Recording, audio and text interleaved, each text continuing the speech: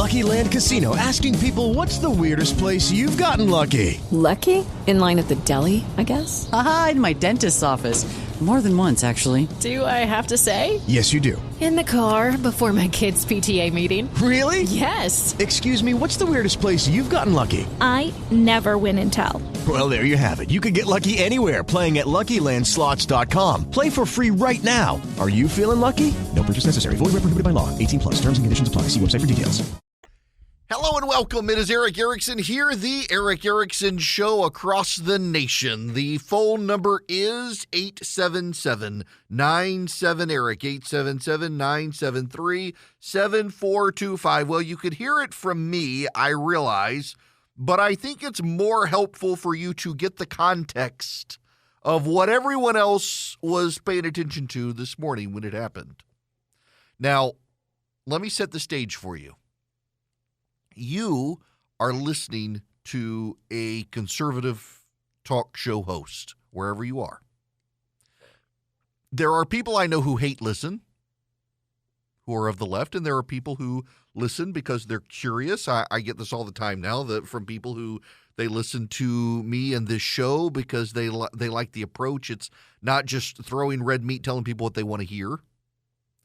But I set the stage for you. This is not a touting Eric moment. This is you need to understand that most Americans, when they get up in the morning, they turn on the news headlines, not talk radio.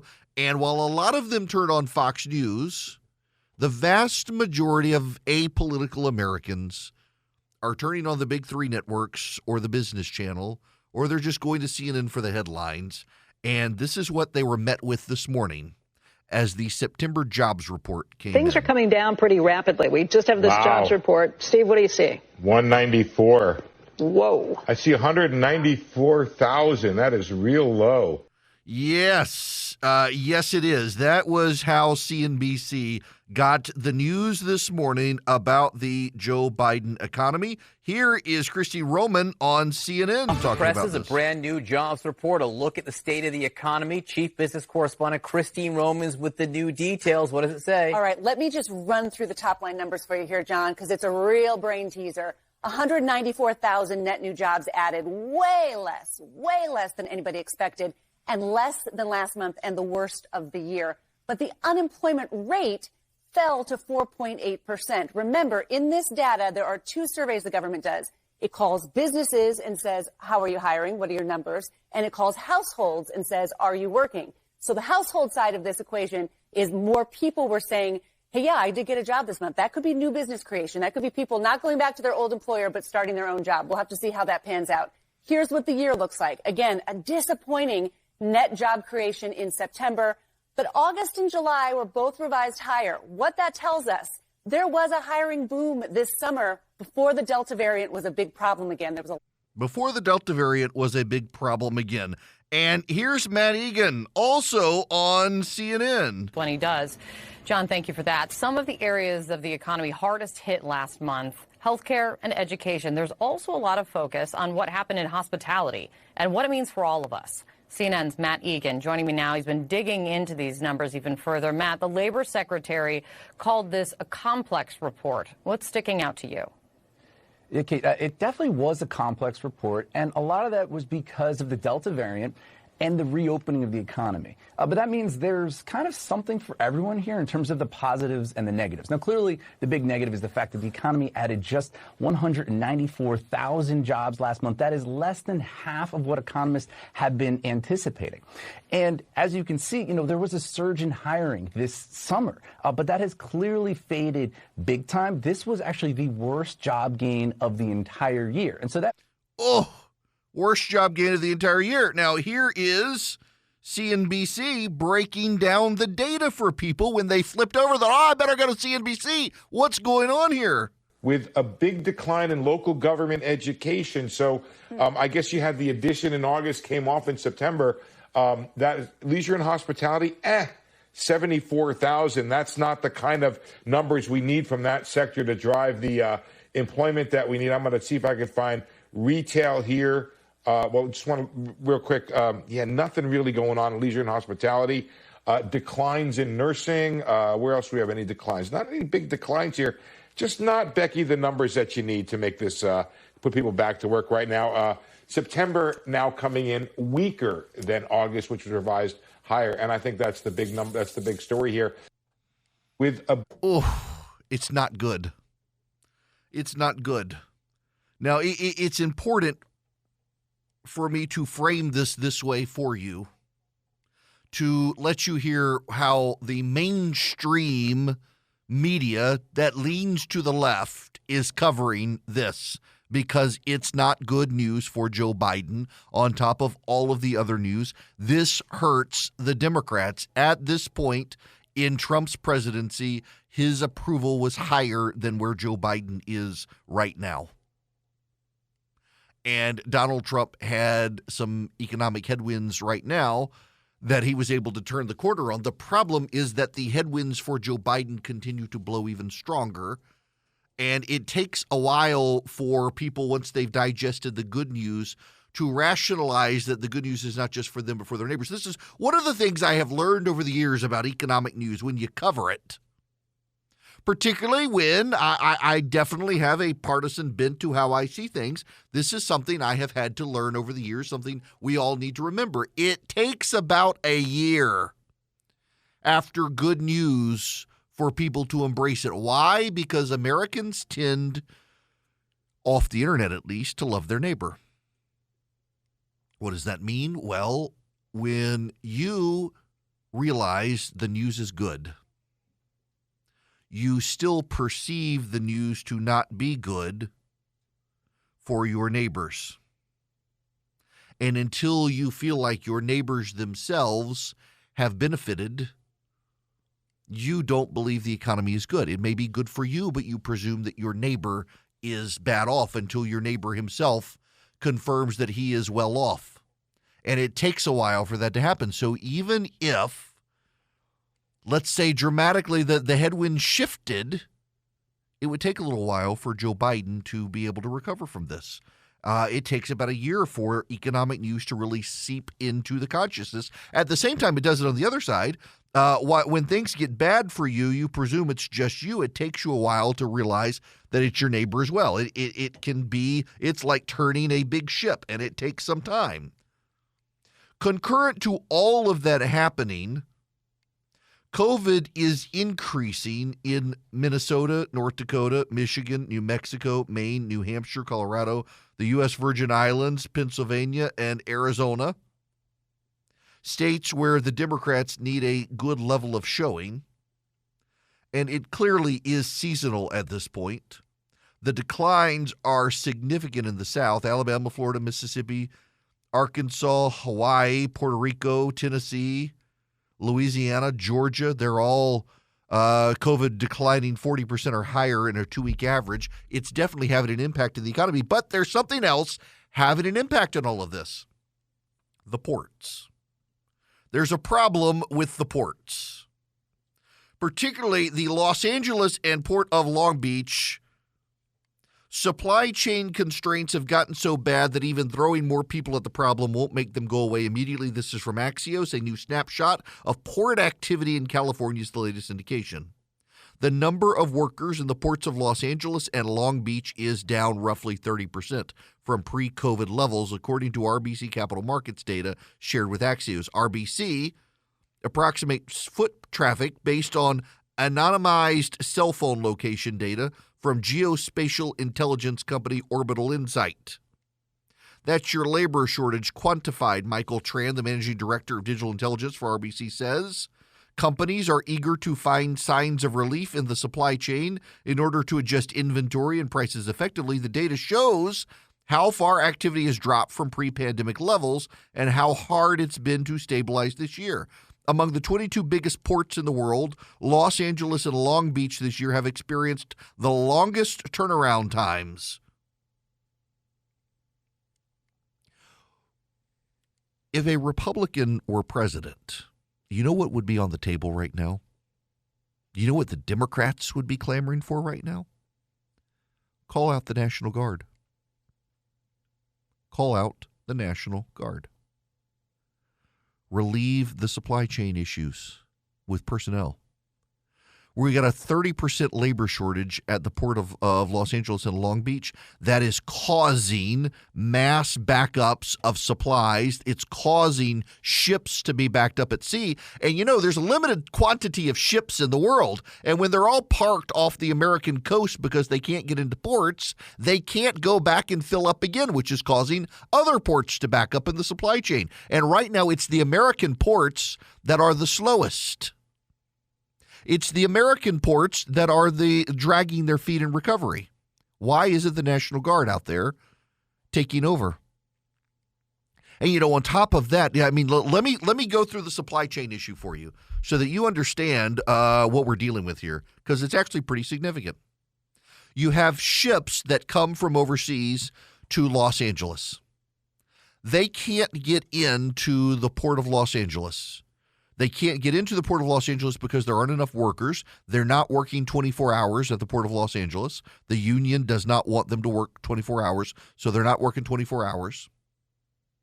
Even if they were working 24 hours, there aren't enough trucks coming into the port of Los Angeles to pick up the shipping containers.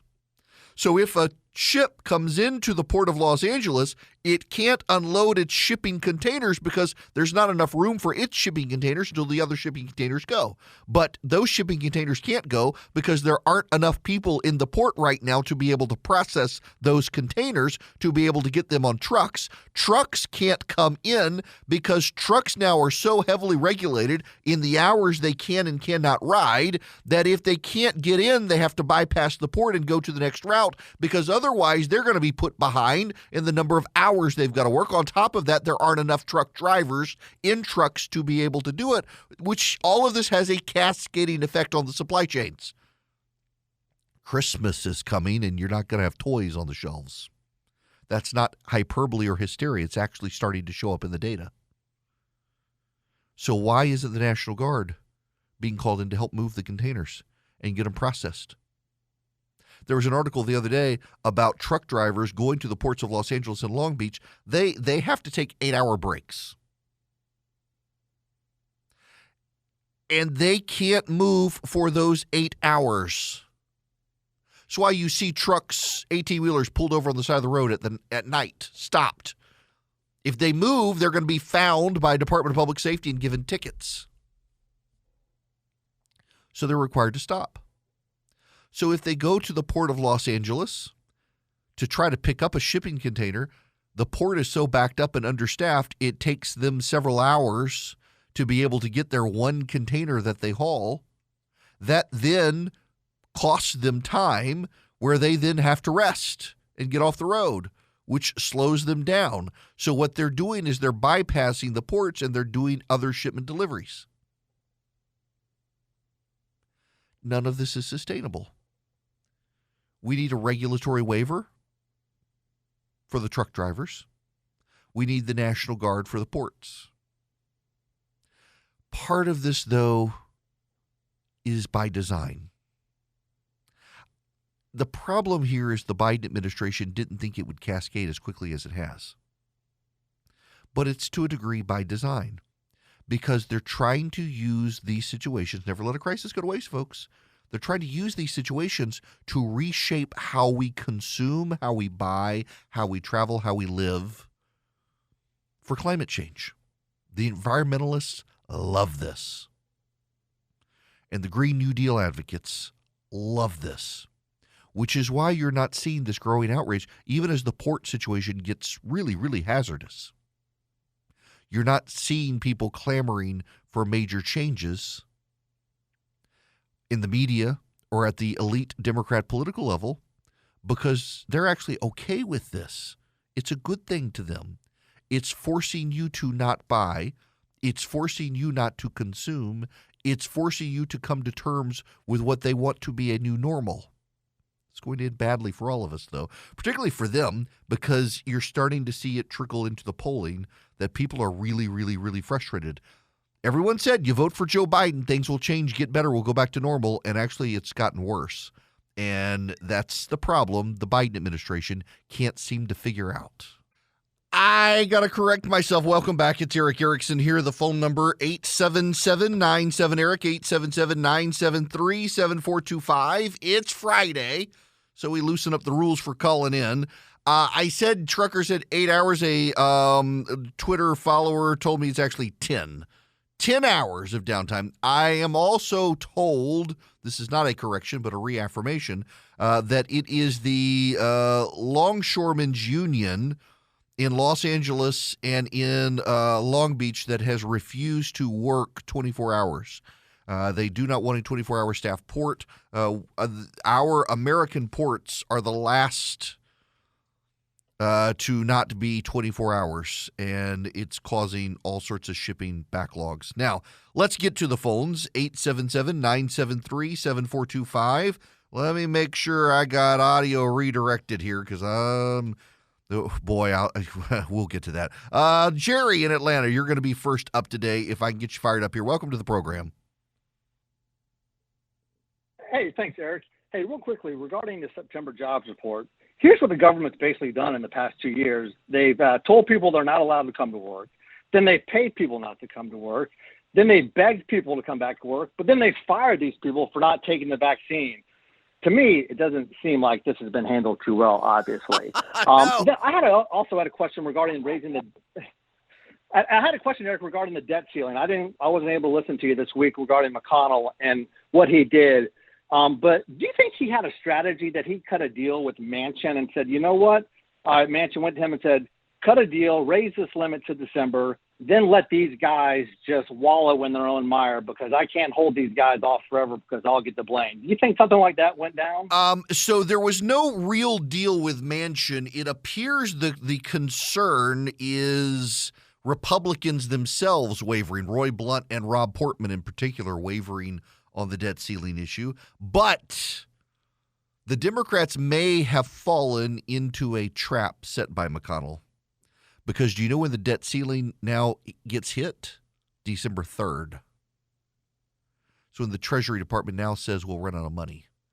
December 3rd. And do you know what happens on December 3rd? Continuing resolution has to be passed to keep the government funded. So you're going to have the government run out of money and hit the debt ceiling on the same day. And also, Democrats may not be able to get reconciliation done either. That's going to cause multiple problems for the Democrats. They essentially, the Democrats have now been forced into a box where they had 4 trains all running separately, coming to a single track, pacing them out so they wouldn't all hit the single track at the same time. And now suddenly all 4 trains are going to try to merge onto the single track at the same point at the same time. And that's going to cause them all sorts of problems. But I still think, and Republicans in the Senate tell me they do think that McConnell is deeply worried about a couple of Republicans caving. Manchin himself said he would not cave on the debt ceiling. But there are some Republicans who aren't seeking re-election who may be the problem. So I would be careful about blaming McConnell on this. It's other Republicans that he's got to be mindful of might sell out the GOP. And he's got to be mindful of them. But he has now. If the Republicans will hold together, he sprung a trap for Chuck Schumer, and Chuck Schumer just walked into it, eyes wide open, as a matter of fact, hoping Republicans will bail him out in the future. Joe Manchin, by the way, told Chuck Schumer yesterday that he, in Joe Manchin's words, effed it up. Lots of uses of the F word in the Senate this week. That Schumer essentially bragged about McConnell caving, and Manchin told Schumer that he effed it up, should not have done what he did, that it's going to come back to bite him and the Democrats. The Democrats, meanwhile, are mad as hell at Joe Manchin. We'll get into that here in a little bit. When we come back, though, I want to keep taking your phone calls, 877-973-7425. We've got to talk about the war on schools because the Democrats are escalating that fight right now against you, the parents. Hello there. It is Eric Erickson here. It is Friday, so your calls are welcome. 877-973-7425. You know, there's a shortage in cars, among other things, out there. I had a listener event last night in Suwanee, Georgia, at Stillfire Brewing. The college dropout beer, I got to say, that I'm not a I like really expensive bourbon, and I like cheap beer. Yes, I'm a Miller Lite guy. And they have a Pilsner Lager. I just the IPAs I can handle, but the sours and the fruity ones, I don't like fruit generally. I want beer that tastes like beer, not like fruit. And they've had some. They actually had a bourbon barrel one that was tasty, but the lager, the College Dropout was fantastic. They're great people. The crowd showed up, but it was not nearly the size it should have been. The rain last night was horrible. I wound up staying in Atlanta, so I live, for those of you not in Georgia, I live about an hour south of the city. I wound up having to stay in a hotel last night because there was a severe thunderstorm that was basically lingering over the interstate, caused a lot of rain. It wasn't safe for me to drive home, so I stayed at a hotel. Got up this morning to head home. It is an hour drive from my office to my house, and I put in the GPS on Apple Maps just to do traffic. It said it would take 3 hours to get home. 3 hours. Now last night I had to take back roads to get to that event because it said it would take 3 hours on the interstate. Well, this morning an 18-wheeler hauling cars, new cars, hydroplaned and flipped and spilled out all the cars all over the interstate. Contributing to further car shortages. Now, I want to stay on the port issue because we've got some calls on this, but also a buddy of mine who I've been negligent in getting together with in person, he emails me and he says, I sell them. Did you know California has a law that forbids any commercial vehicle older than 2012 from operating? California ports require vehicles that are from 2014 or newer because of the climate crisis, in air quotes. I speak to so many California customers and prospects who have a fleet of trucks that are older than 2012, and they basically have to spend hundreds of thousands of dollars in order to upgrade their fleet to be carbon compliant, and many of them are throwing in the towel. That's contributing to the situation. I had forgotten I had read something about that. I didn't realize the extent of the details there, but yet California makes it difficult. There are some ports you should know, I'm told by some listeners, that some of the East Coast ports are 24/7 in red states, but the whole West Coast are blue states. They are union states, and the longshoremen are blocking it. One of the complicating factors with the ports is that while they are expanding or have expanded the Panama Canal, a lot of the ships can't actually come through the Panama Canal. They're too big, so they can't sail through the Panama Canal and come around to a port that's open 24/7. They're stuck on the West Coast. They can't sail all the way around South America and come back up. It's too long. So they go to the West Coast and they're stuck there, and that becomes part of the problem. Now, let's go to the phones. Shelley in Atlanta, you are going to be the next caller. Welcome to the program. Hi, this is Kelly. How are you doing? Good. Welcome. Yeah, so I have friends that work out at Savannah Port, and I know one of the issues there is they don't have enough chassis to put the containers on. So trucks have to bring in their own chassis now, which creates a whole nother problem. Good but grief. I think you just started to touch on how California has so many restrictions. Now I have a 2014 truck, but I wouldn't go to California if you paid me. So, I mean, there's just so many restrictions, environmental restrictions. I will not go there anymore. So I tend to stay in the southeast over here. Good but, for you. Yeah, So I assume you've got I know we've got a bit of a delay in our talking because of the setup I'm having to use here. But, Kelly, I assume you are a trucker. Yes, I'm a truck driver. I own my own truck and trailer, and I run out of Atlanta. And I'm in Atlanta right now, and I just drove by that stupid tractor-trailer crash with the car carrier you were talking about.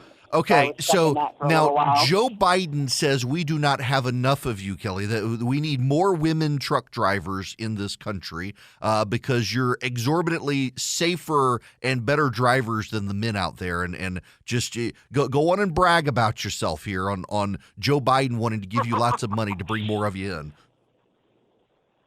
Well, I will say I've been driving for 30 years, longer than the CDL's been in play.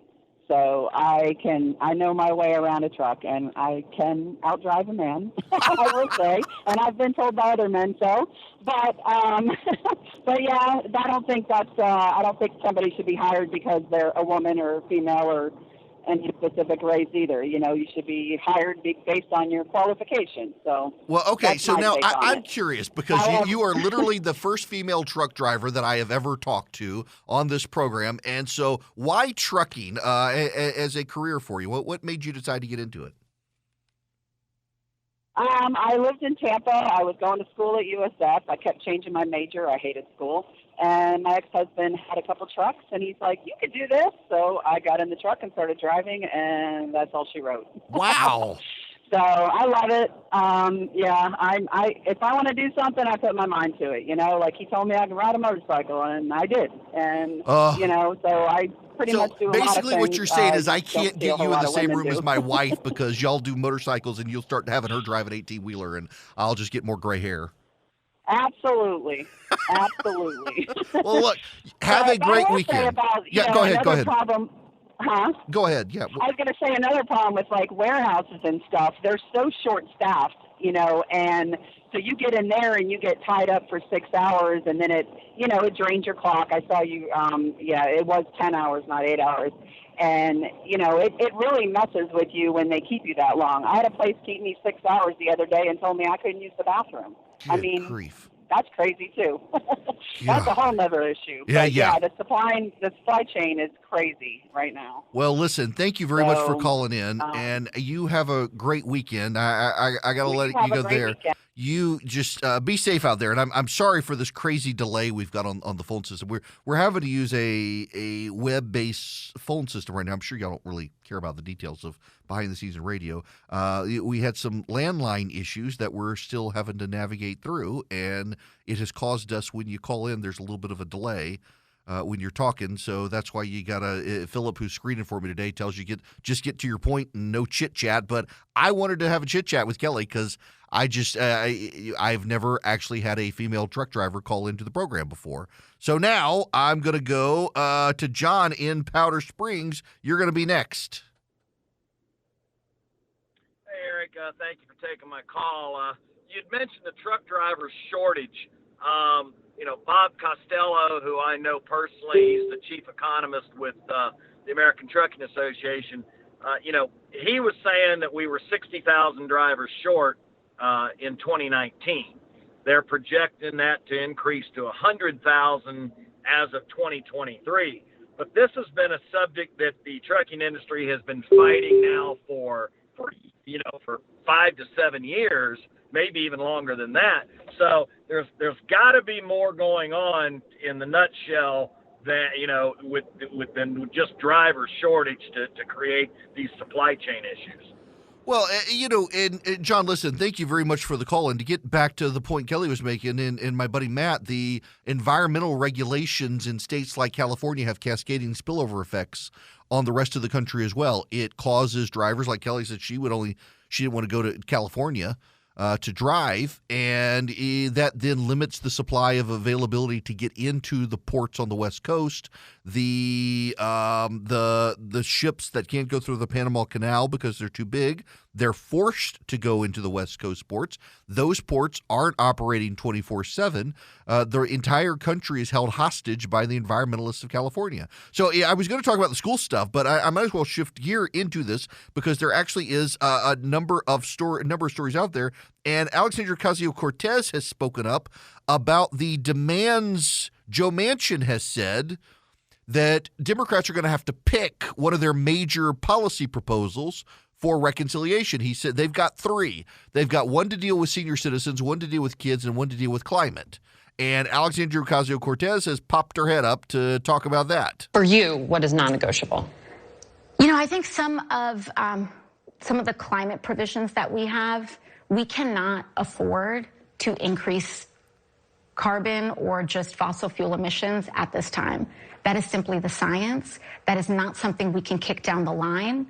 Right now, both the IPCC report saying that this is code red for humanity, as well as recent reporting saying that if you're under 40, like myself, like millions of Americans, you will be seeing a catastrophic increase in the You're going to run right into Senator Joe Manchin on those issues, though. You know that. Yes, and I think Senator Manchin's going to run into the science as well. Yeah, Joe Manchin, he's not going to run into the science. He's going to run around you. So I'm going to have to spend some time on this one with you guys. I need you to really understand what's going on here. This isn't, if you listen to this program, I'm not really big into conspiracies. I don't like the idea, it's how so many people have gone to conspiracy theories. I've noticed this trend among my callers and the people I interact with, the ones who are saying, how can you believe this about something the government said or a corporation said? They're the ones most likely to fall into what the conspiracy theorist they don't know on YouTube says. But this is actually not a conspiracy theory. They've been very open about it. They don't always connect the dots so bluntly, but they've been open about it for a while. The left, through the use of government, wishes to drive up the costs of fossil fuels through the cost of fuel. They wish to drive up the cost of you doing business. And it's all about forcing you to consume less. Remember during lockdowns, all of the stories about nature healing? Because no one could go to work. No one could go to the office. The canals in Venice were clear. You could see to the bottom. Air quality in Los Angeles was pristine. The birds were migrating marvelously. You could see. You could breathe. Carbon emissions were down. You were locked up, you polluters, you filthy carbon mouth breathers. It's all part of the plan. I'm being a little facetious here, but it actually is part of the plan. They wish costs to go up to incentivize you to not consume and thereby not produce carbon. Inflation for them is a good thing. Higher taxes is a good thing. Environmental regulation is a good thing. Higher fuel prices is a good thing because it makes you less able to pollute. They don't really want to fix the problems. Now, here's the thing. They can't say that. There is this thing called a voter. And voters do something called voting. And when the voters go vote, if they're mad at you, they throw you out of office. And voters tend to get really mad at you when you've driven up their prices. So they can't come out and say this is all by design. What do they have to do? They have to say it's transitory and it's related to the Delta variant. It's not related to them. It's not related to their policies. They had nothing to do with this. It's the microbes' fault. Not China's fault, the microbes' fault. But the microbe's just a microbe. We responded to the microbe. And our response had the economic fallout. Our response to the microbe was to shut everyone down and shut everything down and keep people out of work and pay people not to go to work and disincentivize work and subsidize unemployment. And that's had cascading effects into inflation and higher fuel prices. Also higher fuel prices caused by government policy to punish fossil fuel producers. And now they're starting to say, we can just keep this going. We can just keep this going. It's a tax on the poor, though. Rich people can afford to still get on their private jet. Poor person can barely afford the Greyhound bus at this point with gas prices. And you know what? They're okay with that because the less mobile you are, the less mobile society is, the less polluting society is. This is all by design. It's all part of the plan. They just can't say that out loud yet because they got to get through the midterms and Biden's polling is tanking. You know what's polling very high right now? The Eden Pure Thunderstorm. People love it. People are buying it. I'm hearing from you guys buying it. I'm telling you, when Christy and the kids go out of town, I was actually thinking they may actually escape me for a couple of days. We were going to go out of town, and then everything fell through, and then we found a place, and now the kids are sick, and Christy's parents are sick, so they aren't going to escape. But if they did, I could do a shrimp fry an episode in my kitchen and show y'all on video how I fry shrimp, and I would have to use the Eden Pure Thunderstorm because we don't have an exhaust vent in our kitchen anymore. It was one of those that went under the stove, and we got a new stove because Christy stepped on the old stove, cleaning the lights, but that's another issue we won't get into today, but it wiped out the exhaust vent, so now I use the Eden Pure Thunderstorm, and it cleans the air in the kitchen. It doesn't mask the odors, it eliminates the odors. It also takes out the bacteria, the mildew, the pollen spores that are floated in your house, and it's filterless. And right now, you can buy one, get one free. This deal, by the way, it goes away after today. I'm not kidding. They've already told me it goes away after today. So if you want to try the Eden Pure Thunderstorm, you want to buy one, get one for free, go to EdenPureDeals.com, click on my name, Eric Erickson, put it in your cart. At checkout, you use the discount code EricBogo, Eric, B-O-G-O, and you will be able to buy one and get one for free, less than $200 with free shipping. It's an incredible deal. Today is the last day. Discount code Eric Bogo at EdenPureDeals.com. Yes, you can. And right now, I am going to hit the phones here. It is Eric Erickson here. Got about a minute and a half. I'm going to Jesse and Calhoun next. Welcome. Hey, Eric, Jesse Vaughn, your old buddy from school. How you doing, man? I am great. It is good to hear your voice. Well, I just want to kind of tie together all your points you've made so far. You know, I'm on 2 development authority boards up in Northwest Georgia, and, I mean, our economy is just pumping and thumping and driven mostly by the flooring industry. And the best thing that's happened to us in a long, long time was that the Georgia Port Authority built an inland container port right there in Murray County that services all the Northwest Georgia area. They offload the containers in Savannah, put them on trains, ship them up to Eton, and we offload them there, and then our companies can onload freight to go to Savannah and be shipped all over the world. It reduces emissions, heavens, with all the climate stuff because it all comes on a train. And, you know, we've got unemployment that's just through the floor. I mean, every company that I represent is needing employees right now, from restaurants to manufacturers, you name it. And so, you know, folks are looking for jobs. Northwest Georgia is the place to come. I mean, I've always called it God's country. But Listen, I think it's beautiful, it and 2, you're right. I got to let you go there because I got a hard break coming up. Jesse, it is so great to hear your voice. You know, they've got one down in South Georgia as well at Inland Port where everything comes in and processes there to free up capacity. California does not do that, I don't believe. You know what? I can't believe you people haven't taken advantage of the Omaha Steaks deal, and time's running out for it if you're a new customer. $30 off an order of $129 or more. Don't think steak with it. Well, yes, think steak with Omaha Steaks, but also think seafood. Talk about supply chains. They have an incredible supply chain that comes in overnight from the South Pacific with incredible fish. It's frozen fresh. It gets to you within days of being caught. It is incredible. I talked to the CEO about, Mr. Simon, about how they do this. They have such great offers, and right now, if you're a new customer, $30 off an order of $129 or more. I was talking to a guy last night at my event. Tom told him I got a brisket from Omaha Steaks and smoked it. It was great as well. You can do all that at omahasteaks.com. When you check out, use my name, Eric, E-R-I-C-K, as your discount at checkout. They will give you $30 off an order of $129 or more.